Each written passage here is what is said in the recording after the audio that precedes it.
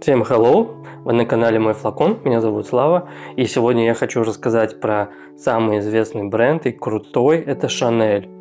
У меня два флакона этого бренда, конечно же, самый известный женский аромат Chanel номер 5 и мужской же аромат Bleu de Chanel.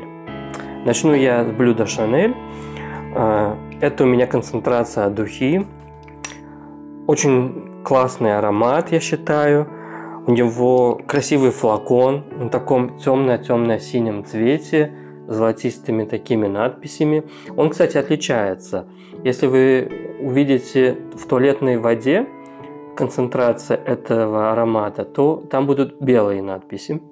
И там уже просто без парфюма. Вот.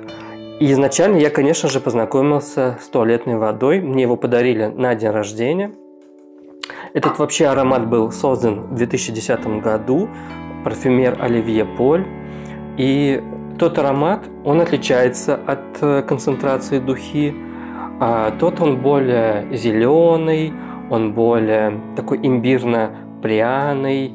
Из-за того, что там очень много специй имбиря, он, как вам сказать, он более такой шлейфовый. Я очень много получал комплиментов на этот аромат. Когда я проходил, мне всегда спрашивали, какой у меня на мне аромат, какой туалетной водой я пользуюсь. Мне было это очень приятно. И я хочу прям с большой уверенностью сказать, что это один из самых комплиментарных моих ароматов, которые у меня есть в коллекции. То есть просто собрал кучу комплиментов, особенно девушки обращают внимание на этот аромат. У этого аромата, у Bleu de Chanel, есть еще концентрация Eau de Parfum. Она была создана в 2014 году. Она отличается немного также от концентрации и туалетной воды, и концентрации духи. Там есть нота дыни. И мне не очень нравится нота дыни, поэтому, наверное, я бы и не хотел бы пользоваться. Но они все, конечно, с похожей базой, то есть у них есть свой ДНК, вы сразу поймете, что это Bleu de Chanel. Единственное, есть какие-то вот эти небольшие ноты, которые различаются. И чем же Eau de Parfum, он еще более такой амбровый, там есть амбра, он более такой сладкий аромат, и он такой более теплый, прям, знаете, вот хорошо как раз на осень, на зиму. А в этом уже концентрации духи, здесь уже все собрано, знаете. Здесь, если я сейчас нанесу на себя, вначале он прям очень зеленый, очень такой мятный, здесь есть нота мяты, она прям преобладает в начале. И, конечно же, здесь есть цитрусы. Он такой цитрусово-кисленький. Дальше есть ноты лаванды. Как раз вот нота лаванды дает вот эту пенно-бритвенную ноту, которую добавляют многие мужские уходовые средства. Но здесь лаванда, я хочу сказать, она очень прям вот вы как будто в лавандовом поле и проезжаете мимо лавандового поля, и вот этот аромат лаванды очень натурально звучит. Здесь также и представлены хвойные ноты, дерево, кедр, и вот этот весь букет цитруса, мяты, зелени, лаванда, дерево, как будто вы в каком-то французском, я не знаю, лесу, где произрастает лаванда, хвойные деревья. Очень классный аромат, он никогда не надоедает, и это, наверное, тот флакон, с которым я бы никогда не хотел бы прощаться, никогда не хотел бы, чтобы он у меня заканчивался, потому что я считаю, что это шедевр, просто шедевр. И это уже получается мой третий флакон, представляете?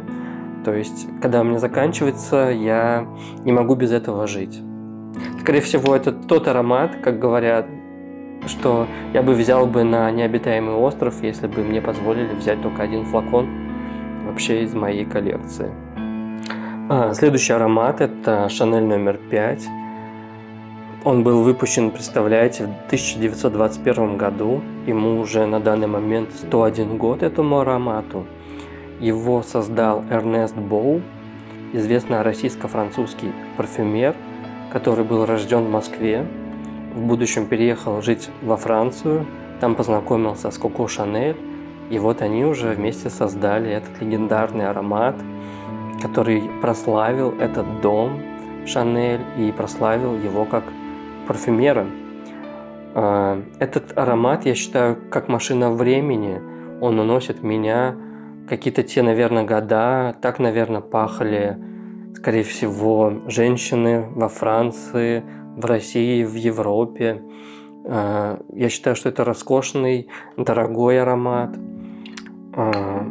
Он даже для меня как в каком-то плане родной, потому что я помню то, что так пахла сумка моей мамы в моем детстве, так как здесь есть нота ириса, она дает вот этой пудры, именно косметички, и считаю, что он такой теплый. Вы посмотрите на его цвет жидкости, он же такой солнечный, и сам флакон очень такой стильный,